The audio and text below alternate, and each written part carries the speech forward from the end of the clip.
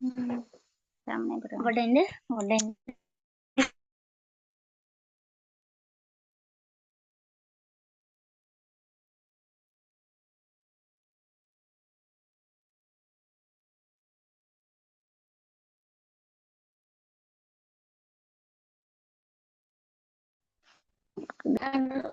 අර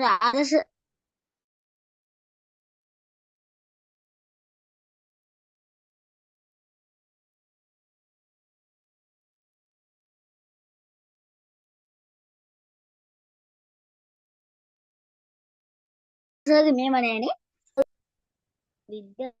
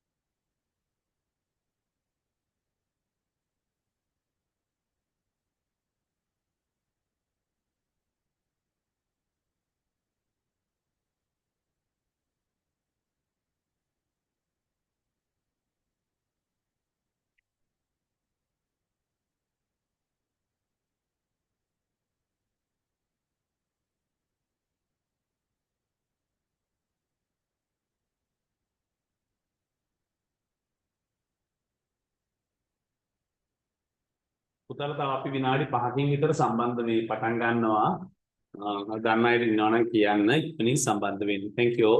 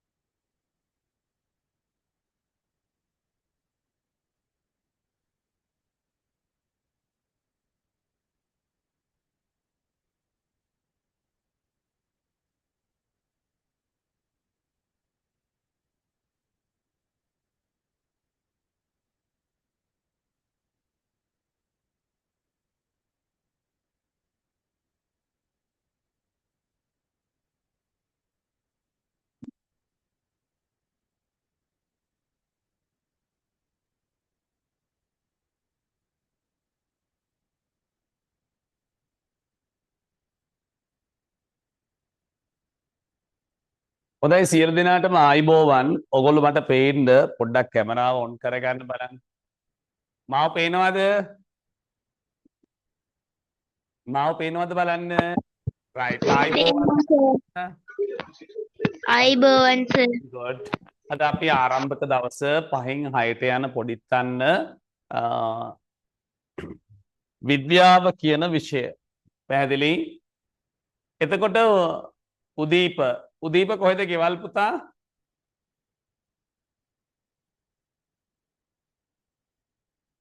කියන්න ඔයා කියන දේ ඇහෙනවා සර්ට.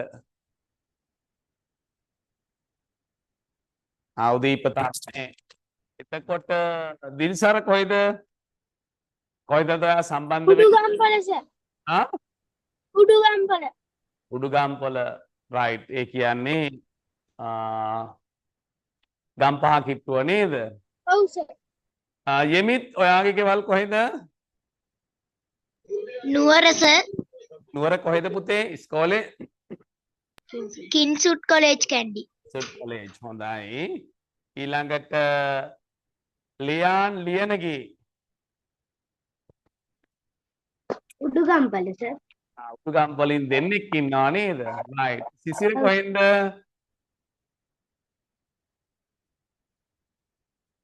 සිසිර කියලා සම්බන්ධ වෙලා තියෙනවා. තව එක්කෙනෙක්ගේ නමක් දාලා නැහැ. සර් කියලා තමයි වැටලා තියෙන්නේ. හොඳයි. අපි මේ පැත්ත බලන්න. මම මේක පොඩ්ඩක් තුට්ටකට එහා මෙහා කරනවා. හරි. ඔයාලට මං හිතන්නේ මාව පැහැදිලිව මං කියන දේ හොඳට ඇහෙනවද? right. මේ දවස්වල ඉස්කෝලේ ගිහිල්ලා සෙල්ලම් කර නේද ඉන්නේ විභාගයේ දිව්වට පස්සේ? ඔව් සර්. right. ඊගාවට දැන් 5න් 6ට යන අපේ පොඩිත්තන්ට 5න්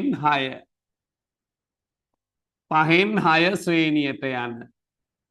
දැන් අහලා තියෙනවද විවිධ විෂයන් ඔබට ඉගෙන ගන්න තියෙනවා 6 5ට වඩා කියලා? මෙච්චර දවසක් දැඟලුවේ මොනවටද? ශිෂ්‍යත්ව විභාගයට නේද? ඔව් නේද? right. ශිෂ්‍යත්ව කරලා දැන් පන්ති ගිහිල්ලා කටපාඩම් කරලා එපා වෙලා ඇති. එහෙම නේද? හරි. දැන් එතකොට අපි 5න් 6ට ආවට පස්සේ එක විෂයක් ගණිතය ඉගෙන ගන්නවා. තව විෂයක් විද්‍යාව, තව විෂයක් ඉංග්‍රීසි, IT ඔහොම විෂයන් කීපයක් එකතු කරගන්නවා. ඕවා බෙදලා තමයි උගන්වන්නේ. විද්‍යාව ඉගෙන ගන්න අපි කොහාටද යන්නේ? විද්‍යාගාරයට යනවා. මේ වටේ තියෙන්නේ විද්‍යාගාරයක්. ඔබට නොපෙනුනාට ඒකේ කැමරාවල්ලා තියෙනවා මෙන්න මෙතන වයිට් බෝඩ් එකකට. ඔයාලා මේ බෝඩ් එක දැකලා ඇති ස්ක්‍රීන් එකක්. මේකේ ලියන්න පුළුවන් පෑනින් ලියද්දී අකුරු මතුවෙනවා. හොඳයි මං අද පටන් ගන්නවා කියලා තිබුණාට ටිකක් අසනීප තත්ත්වෙන් ඉන්නේ. හොඳටම උණ හැදිලා ඉන්නේ. කටහඬ වෙනස් වෙලා නේද සර්ගේ? දුම් අදිනවා, කිඹුහුන් යනවා, උඩුදිය ගලනවා. අර නිරීක්ෂණ. දැන් ඔයගොල්ලෝ සාමාන්‍යයෙන් 5න් 6ට ආවට පස්සේ ඉගෙන ගන්න එක විෂයක් තමයි විද්‍යාව. මොකද්ද විෂය කියන්න බලන්න? විද්‍යාව. විද්‍යාව. මේකට අපි කියනවා ඉංග්‍රීසියෙන් සයන්ස් කියලා. SCIENCE science. මේ විෂය පදනම් වෙලා තියෙන්නේ අපි කරන දේවල්. අපිට පරීක්ෂණ කරන්න වෙනවා. එහෙනම් පරීක්ෂණ අපිට අවශ්‍යයි. පරීක්ෂා කරලා බලන දේවල් පරීක්ෂණ කියලා කියනවා. ඊගාවට නිරීක්ෂණ දකින්න ඕනේ. නිරීක්ෂණ කියන්නේ මොනවද පුතේ? කනට ඇහෙන, ඇස් දෙකෙන් දකින දේවල් වලට නිරීක්ෂණ. ඒ තුලින් ගන්නා තීරණ වලට කියනවා මොනවා කියලාද? නිගමන කියලා. නිගමන. දැන් අද ඔයාලගේ රාත්‍රී 5:00 විතර පරිසරය බොහොම සීතලයි. ඇඟේ හිරි කඩු පිපිලා චුට්ටක් වෙවුලනවා. අන්න නිරීක්ෂණ ඔබට ලැබුණා. හරි නිරීක්ෂණ ලැබුණා. ඔයගොල්ලෝ කියනවා අද නම් සීතල දවසක්. මෙන්න මේ වගේ පරීක්ෂණ නිරීක්ෂණ නිගමන තුලින් අපි තීරණ ගන්නවා විද්‍යාව විෂයේදී. පැහැදිලිද? එතකොට විද්‍යාව කියන්නේ පරිසරයත් සමග ගැටෙන විෂයක්. මම මේක කිසි දෙයක් අද ආරම්භ කරන්නේ උගන්වන්න. ඒක අපිට බලන්න වෙනවා සාමාන්‍යයෙන් පරිසරයේ තියෙන දේවල්. අප ඇතුළුව අප වටා ඇති පරිසරය මොකුත් ලියන්න එපා. environment එහෙම නැත්නම් පරිසරය කියලා එකක්. මේක විෂයක් විදිහට පහේ පන්තිදී ඉගෙන ගත්තා නේද පරිසරය කියන්නේ? මොකද්ද පුතේ පරිසරය කියන්නේ? අප ඇතුළුව අප වට අප ජීවත් වෙන වටපිටාව. මොකද්ද? අප ඇතුළුව අප ජීවත් වෙන වටපිටාවට කියනවා පරිසරය. මේ පරිසරය ප්‍රධාන කොටස් කීපයකින් සමන්විතයි. වාතයේ තියෙනවා නම් වායු ගෝලය, ජලය තියෙනවා නම් අපේ පෘථුවිය තුලින් දෙකක් ජලයෙන් වෙහිලා නේද තියෙන්නේ? ජල ගෝලය, පස, ගල් ඒවාට කියනවා ශිලා ගෝලය.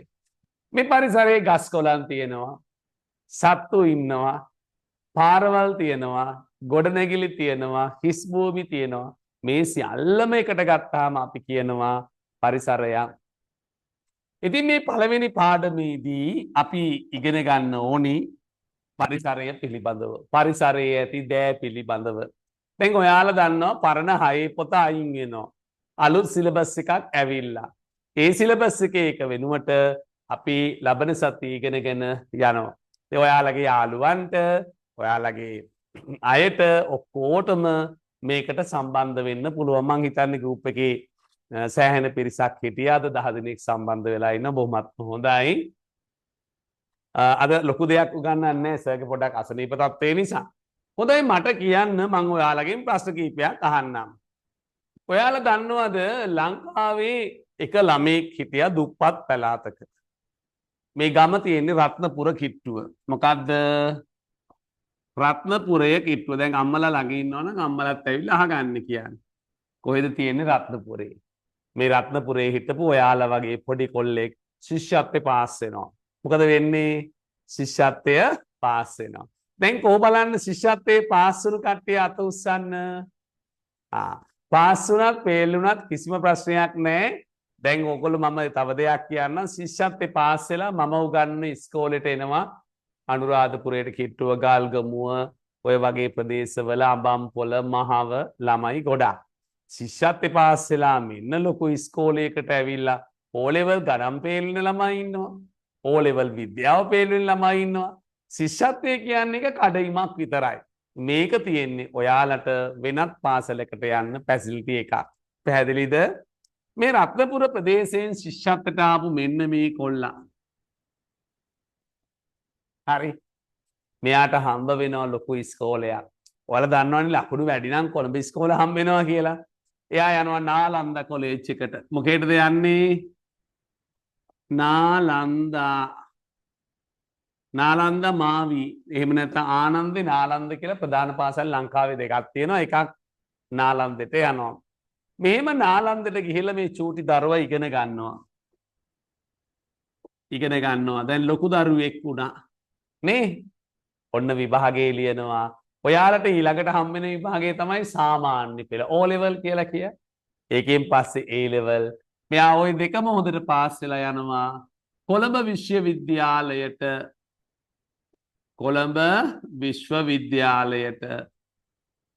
දැන් ඔන්න කොළඹ විශ්වවිද්‍යාලයේ මෙයා ඉගෙන ගන්නවා. කොළඹ විශ්වවිද්‍යාලයට යනවා.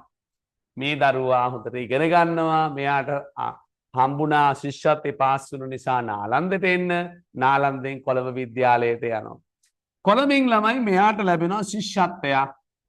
ඒ ශිෂ්‍යත්වයේ මත මෙයා යනවා. කවුද මේ අර ආපු කොළු කැටයා?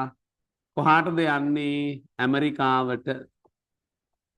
ඇමරිකාවට කියනවා අපි USA කියලා. මොකද්ද කියන්නේ? USA වලට ගිහිල්ලා එහෙ සරසවියක ඉගෙන ගන්නවා. ඒ සරසවියක ඉගෙන ගන්න ගමන් එයා සම්බන්ධ වෙනවා NASA එකට. මොකේටද සම්බන්ධ වෙන්නේ පුතේ? NASA එකට සම්බන්ධ වෙනවා. NASA අහලා තියෙන කට්ටිය අත උස්සන්න. ඔය හදට යවන දේවල් ග්‍රහලෝක පිළිබඳව පරීක්ෂා කරන්නේ මොන ආයතනින්ද? NASA ආයතනින්. ඔන්න NASA ආයතනේ ලොකු විද්‍යාඥයෙක් බවට පත් වෙනවා. කවුද? මෙන්න මේ පුද්ගලයා. මම මේ කියද්දී සමහරු නම දන්නවා ඇති, සමහරු දන්නේ නැහැ. මම දවසක් වාහනයක රේඩියෝ එකක් තියෙනවානේ. ඕක දාගෙන යද්දි පොඩි ඉන්ටර්වයුව එකක් අහුවෙනවා මම මේක අහගෙන ගියා මේ මෑත අවුරුදු දෙකකට විතර කලින් මට දැන් මතක් වුණේ විනාශ ආයතනයේ මේ වැඩ කරන ප්‍රධාන විද්‍යාඥයා තමයි සරත් ගුණපාල කවුද නම කියන්න සරත් ගුණපාල. අන්න හරි සරත් ගුණපාල කොහෙන්ද ආවේ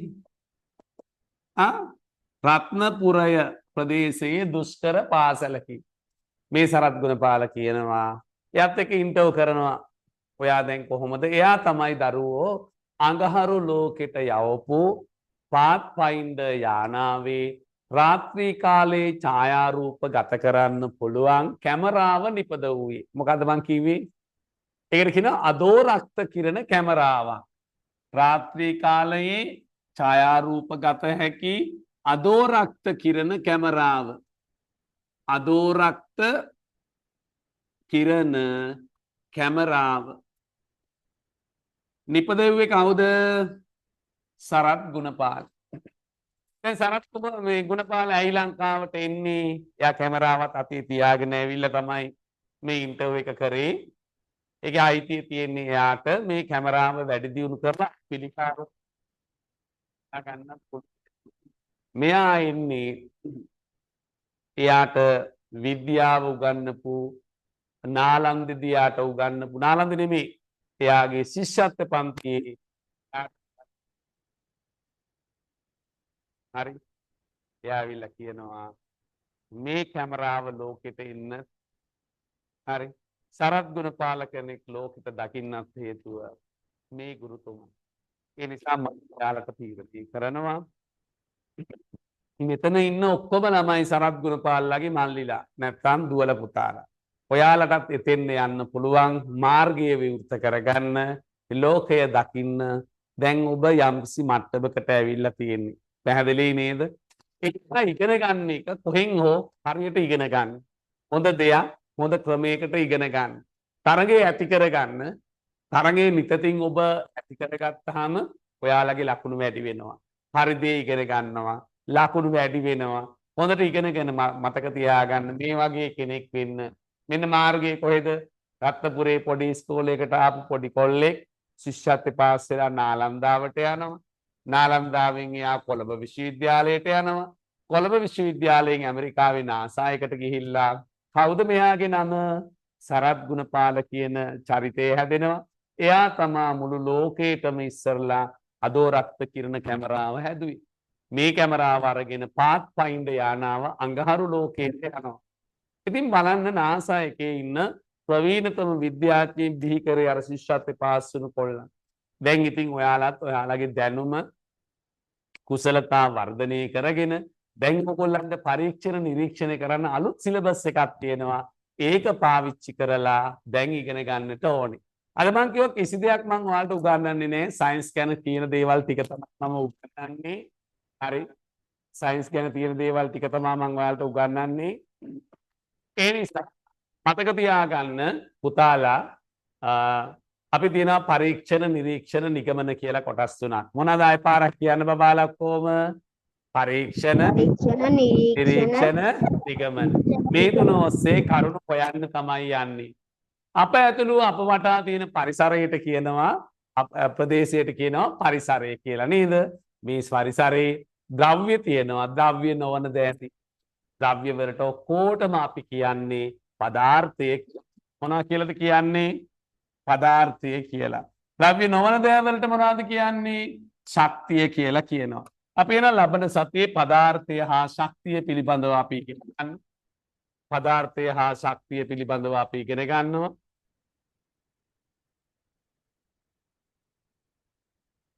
හරි පදාර්ථය හා ශක්තිය පිළිබඳව ඉගෙන ගන්නවා මම ඔබට අලුතෙන් දීලා තියෙන පොත කවුරුත් ඩවුන්ලෝඩ් කරන්න යන්න එපා හරි ඩවුන්ලෝඩ් කරගන්න යන්න එපා මම ඒක ඔයගොල්ලන්ට ලැබෙන්න සලස්වෙනවා කොටස් විදිහට මම මේ පොත ගන්නම් පොඩ්ඩක් මේ පැත්ත බලන්න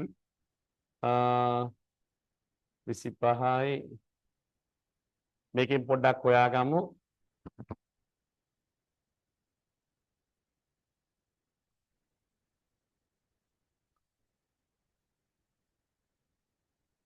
මේ තියෙන්නේ මෙන්න මේව පොතක් දීලා ඇති හැමෝටම.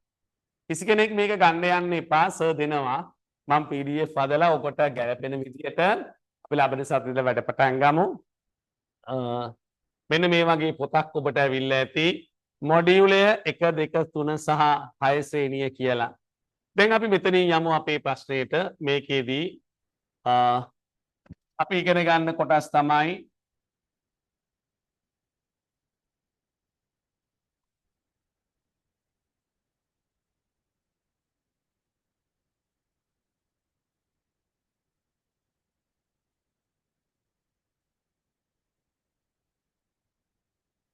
මෙන්න මේකේ මොඩියුල් ටිකක් තියෙනවා. මේ මොඩියුල් විදිහට තමයි අපි මේ සැරේ වැඩ කරන්න ඕනේ. ඒක තමයි අලුතෙන් ඔයාලට හඳුන්වලා තියෙන සිලබස් එක. හැබැයි ලොකු වෙනසක් වෙලා නැහැ. මේ ක්‍රමයට චුට්ට ඔයාලට තේරෙන විදිහට සර් කියලා දෙනවා. ඒක පිළිබඳ කිසිම ගැටලුවක් ඇති කරගන්න එපා. මම ආපහු දානවා. රයිට් මේ පැත්ත බලා ගන්න පුතාලා. දැන් මෙතන ඉන්නවද සර් ජෝන් එකේ කවුරු හරි දරුවෝ? මේ තියෙන්නේ සර් ජෝන් එකේ සර් උගන්වන්නේ සර් ජෝන් කොතලාවල විද්‍යාලේ. දැන් දුරින් ඉන්න කට්ටිය ඇවිල්ලා ඇති ගෲප් එකේ ඉන්න කට්ටිය තාම දන්නේ නැහැ. රයිට්. ඔයාලට ඉගෙන ගන්න තියෙන්නේ මම අර පටන් ගත්ත විදිහට අප අවට ඇති දෑ පරීක්ෂා කරන්නේ මොන වගේන්ද? ඇස් වලින්. ඒකට කියනවා නිරීක්ෂණය. ඇති දෑ පදාර්ථ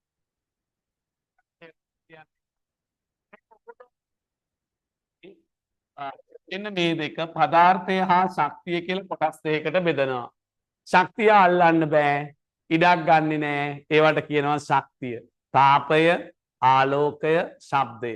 මොනවාද ශක්ති වර්ග තුනක් කියන්න මම මේ පැත්තෙන් ලියනවා. තාපය, හයියෙන් කියවන්න මට ඇහෙන්න. තාපය,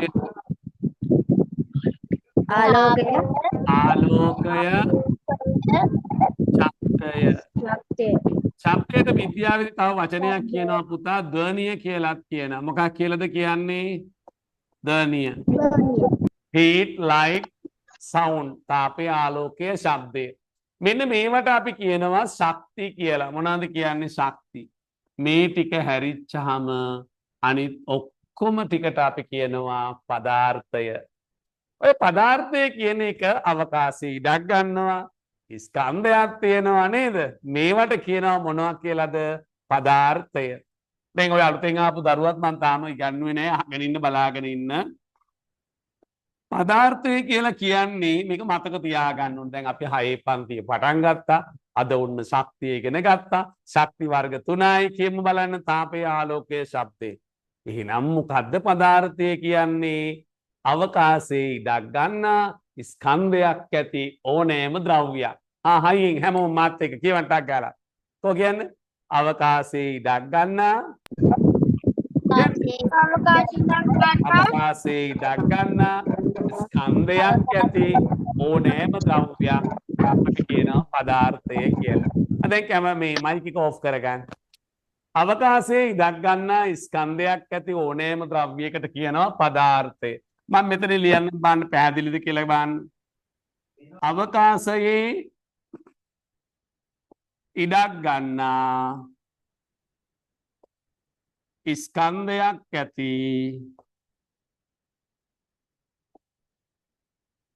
ඕනෑම ද්‍රව්‍යයක් පදාර්ථය කියලා කියනවා. අය පාරක් කියන්න. අවකාශයේ ඉඩක් ගන්නා ස්කන්ධයක් ඇති ඕනෑම ද්‍රව්‍යයකට මොකක්ද කියන්නේ? පදාර්ථය කියනවා. ඉතින් පුතාලා මම මේක පොඩ්ඩකට අයින් කරනවා. මේ බලන්න මේ පදාර්ථයේ ප්‍රධාන කොටස් තුනකට අපි බෙදනවා. දැන් බලන්න මේ පැත්ත පුකුත් ලියන්න එපාද? දැන් කතාවත් අර සරත් ගුණපාල කෙනෙක් වෙනවද? අත උස්සන්න වෙන කට්ටිය. අනිවාර්යයෙන්. ලංකාවෙන් නතර වෙන්න බෑ. නාසයක දිහා නතර වෙන්න ඕනේ. හැබැයි එහෙම නතර වෙන්න ඉගෙන ගන්න මූලික දේ ඔන්න ශිෂ්‍යත්වයේ මූණ දුන්න. ඊළඟට විභාගයේ මොකක්ද පුතාලට? සාමාන්‍ය පෙළ. විභාග කරන ගමන් ඉගෙන ගන්න ගමන් අම්මටයි තාත්තටයි කීකරු වෙන්නත් ඕනේ. දැන් ලොකුයිනේ නේද? කඩේකට ගියාපුවාම එක එක දිල්ල ඉල්ලලා අඬන්නේ නෑ ඊට පස්සේ. ඊට අනුරූප දෙයක් හදන්න පුරුදු වෙන්න ඕනේ. පුංචි ළමයි නිර්මාණශීලී වෙන්න ඕනේ. නේද? හැම වෙලාවෙම කුතුහලයෙන් සයන්ස් කරන දරුවෙක් හිතන්න ඕනේ හොයන්න ඕනේ ඒ කොහොමද වෙන්නේ වාහනේ එන්ජිම ගාවට ගියාපම රත් වෙන්නේ ඇයි හැබැයි තමන්ගේ පරිස්සමත් බලා ගන්න ඕනේ පොතකට බහින්න කලින් ගැඹුරුද කියලා හිතන්න ඕනේ නේද ඒ වගේ මොලේ දැන් ටික ටික අපි පරිසරයේ පිළිබඳව දැනුවත් වෙද්දී ඔයාලා හරි අවබෝධයක් එද්දී අපේ ජීවිතත් අපි ගැන හිතන්න ඕනේ. එහෙම තමයි ළමයි ඉගෙන ගන්නවා කියන්නේ. පැහැදිලි නේද? ඔහේ පොතේ දෙන දෙයක් කටපාඩම් කරන හරියන්නේ නැහැ. හිතන පිරිසක් හරිනයි ඔන්න සර්ගේ උත්සාහය. අයත් මට කියන්න අප අවට ඇති නෑ. අපි අවට ඇති නෑ. ප්‍රධාන කොටස් කීයකට බෙදෙනවද කවුරු කියන්නේ මම කියක් තාම ලියන්නේ මයික් එකක් ඔෆ් කරගන්න කාගේ හරි රයිට් අප අවට ඇති ප්‍රධාන කොටස් එකයි මොනවද ඒ කොටස් දෙක කියන්නේ දන්න කෙනෙක් අත උස්සන්න මට ඔයාලව පේනවා පදාර්ථ ශක්තිය කැමරා මේ මයික් එක ඔෆ් කරන්න පදාර්ථයයි පදාර්ථය එක ශක්තිය හොඳයි ශක්තිය අවකාශය ඉඩක් ගන්නවද අවකාශය ඉඩක් ගන්න මම කෙටියෙන් මෙහෙම ලියනවා බලාගෙන ඉන්න පුතාලා පදාර්ථය අවකාශයේ ඉඩක් ගනී අවකාශයේ ඉඩක් ගනී ඒවට පරීක්ෂණ කරන්න ඕනේ ශක්තිය අවකාශයේ ඉඩක් නොගනී ඔන්න දෙකේ වෙනස්කම තව එකක් තියෙනවා කියන්නද පදාර්ථය ස්කන්ධයක් කියනවා කතා කරන්න එපා මයික් එකක් ඔන් වෙලා මම මෙහෙම මොකුත් දාලා නැහැ මේවා කරලා ස්කන්ධයක් ඇත ශක්තියට ස්කන්ධයක් නැහැ ආලෝකයට ස්කන්ධයක් තියෙනවද නැහැ ඕන තැනක යන්න පුළුවන් ශබ්දය ඕන තැනක අල්ලපු කාමරේවත් මේ කාමරේට වැහෙනවා ඕන තැනක යන්න පුළුවන් ඉඩක් ගන්නෙ නැහැ එහෙනම් අවකාශයේ ඉඩක් තියෙනවා ස්කන්ධයක් කියන්නේ මොනවද පුතාලා ශක්තියටයි දැන් කිසි දෙයක් ලියන්නේ නැහැ ශක්තිය ප්‍රධාන කොටස් කීයද ශක්ති වර්ග උදාහරණ කියන්න ශබ්දය ආලෝකය ධ්වනිය හේවත් ධ්වනිය කියන්නේ ශබ්දයට ශබ්දයේ හේවත් ධ්වනිය ආලෝකය අනිත් එක මොකද්ද කිව්වේ තාපය දැන් මේ පදාර්ථය කියන එක අහගෙන ඉන්න ප්‍රධාන කොටස් තුනකට බෙදෙනවා අපි පදාර්ථය කියන එක ප්‍රධාන කොටස් තුනයි මොනවද මේ පදාර්ථයේ ප්‍රධාන කොටස් තුන වතුර දාන්න පුළුවන් වැක්කිරෙනවා නේ එකකින් තව එකකට වැක්කිරෙනවා වැක්කිරෙන ಜಾති වතුර කිරි පොල් තෙල්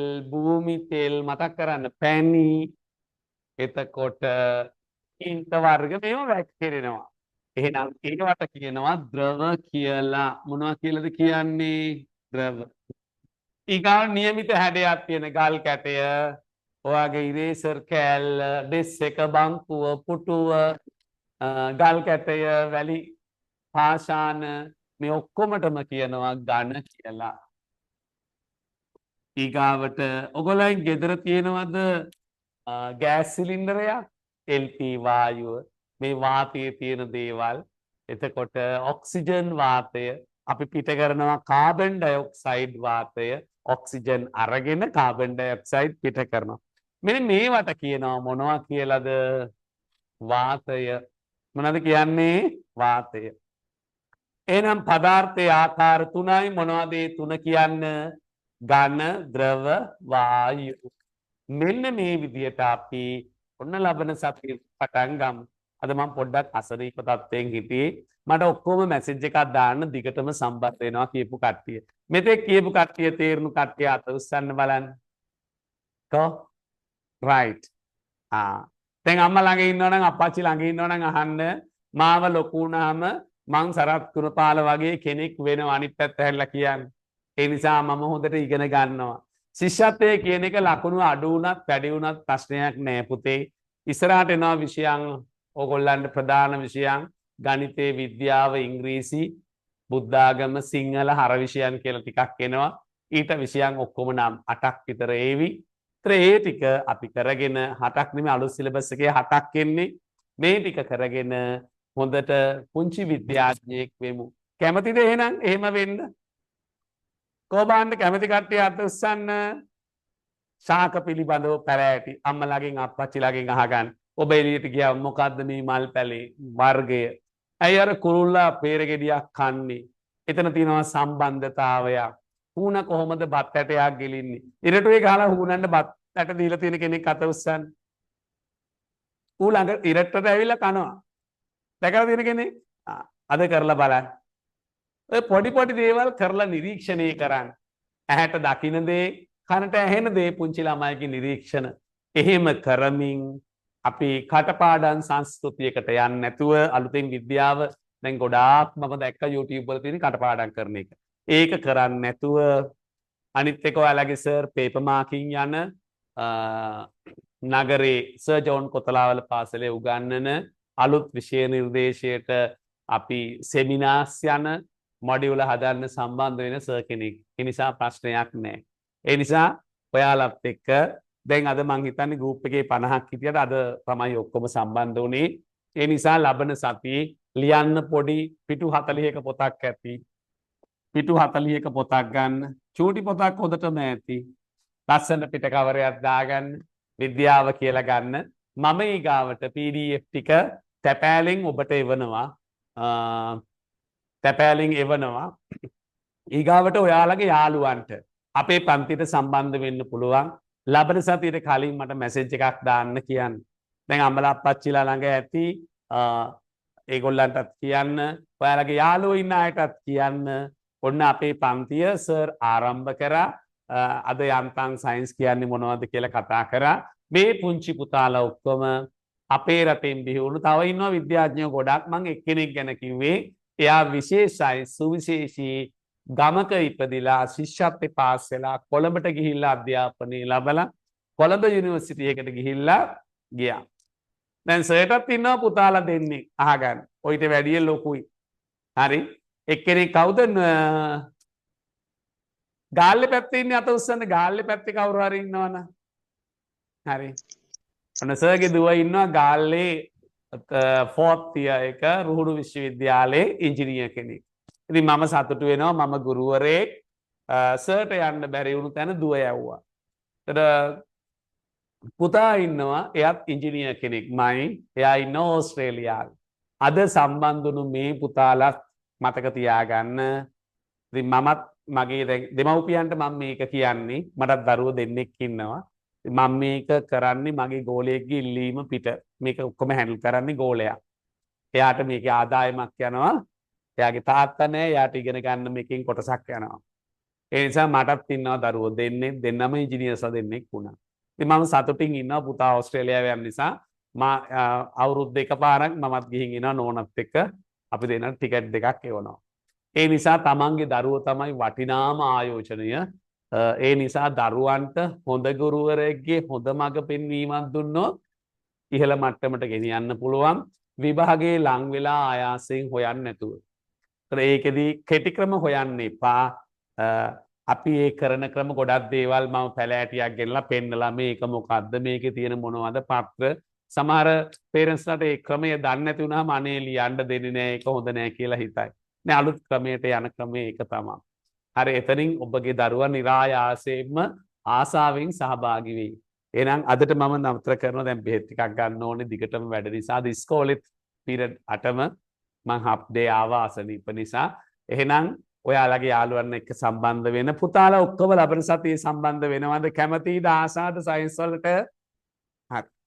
හොඳ විද්‍යාඥයෙක් වෙන්න, හොඳ දරුවෙක් වෙන්න, අම්මට අප්පච්චිට ආදරය කරන ගුණගරුක දරුවෙක් වෙන්න ඕනේ 6 ඉඳලා. කියන දේ අහනවා නේද හැමෝම? මයික් එක ඔන් කරලා කතා කරන්න ඕවද නැද්ද? ඔව් සර්. අන්න රයිට්. හරි. අපි එහෙනම් හොඳින් ඉගෙන ගමු. ඔයාලා සති දෙකක් විතර යද්දි සර් කියන විදියට හැදෙයි. ආහයි ආස කරයි. එහෙනම් අර නාසායකට ගිහිල්ලා අපේ රටේ මං අර කලින් පෙන්නවා වෙන්න ඇති ඇඳලා පටන් ගත්තේ ඔතනින් නේද? රත්නපුරේ පැත්තේ පොඩි ඉස්කෝලේකට ගිය චූටි කොල්ලෙක් තමයි අද නාසයකේ ලොකුම ඉංජිනියර්. එයා තමයි පාත් පයින්ද කැමරාව හැදුවේ. ලෝකෙම පිළිකා රෝගීන් හඳුනා ගන්නත් ඒකින් පුළුවන්. ඒ වගේම අපි 11 වසරේදී ඉගෙන ගන්නවා අලුත් දේවල් ඉගෙන ගනිමින් අලුත් ලෝකයක ලස්සන දේවල් අපි ඉගෙන ගමු. එහෙනම් හැමෝටම ජය වේවා. බුදු සරණයි. එහෙනම් සුපුරුදු ලෙසින් ලබන සතියේ කවද්ද මේ දවස වෙන් කරගන්න අඟහරුවාදා හවස 5යි කාලෙට මම දානවා.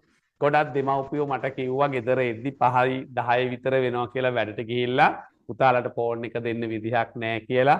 ඔක්කොම සම්බන්ධ වෙන්න අලුත් ළමයිටත් සම්බන්ධ වෙන්න පුළුවන්. මේ කියපු ඔක්කොම වචනයක් නෑ රෙකෝඩින් එකක් එනවා. රෙකෝඩින් එක මම ඔබට දාන්නම්. ඒක සබ්ස්ක්‍රයිබ් කරලා ඒ කියපු දේවල් ඔබේ නම කියවිලා ඇති නේද? සිසිර ඉන්නවා රයිට්. එහෙනම් එහෙම කරගන්න. රයිට්. එහෙනම් හැමෝටම බුදු සරණයි දෙවි පිහිටයි. ඔන්න මම පටන් ගත්තා ලබන මාසේ පළවෙනි අඟහරුවාදා ඉඳලා අඛණ්ඩව චූටි පොතකුත් ලියාගන්න කිව්වා. අපේ මේ සිලබස් එක කරගෙන යන්න. ඔය එකක්වත් ගන්න ඕනේ මම පේපර් කට්ටලේ එවන්න. එහෙනම් ආයිබෝවන්.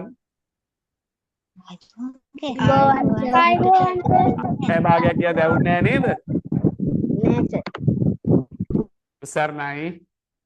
Thank you sir. Thank you sir. Okay මේ හොඳද නරකද සම්බන්ධ වෙනවද නැද්ද කියලා සර්ට මැසේජ් එකක් දාන්න. හොඳටම ඇති. Thank you good luck.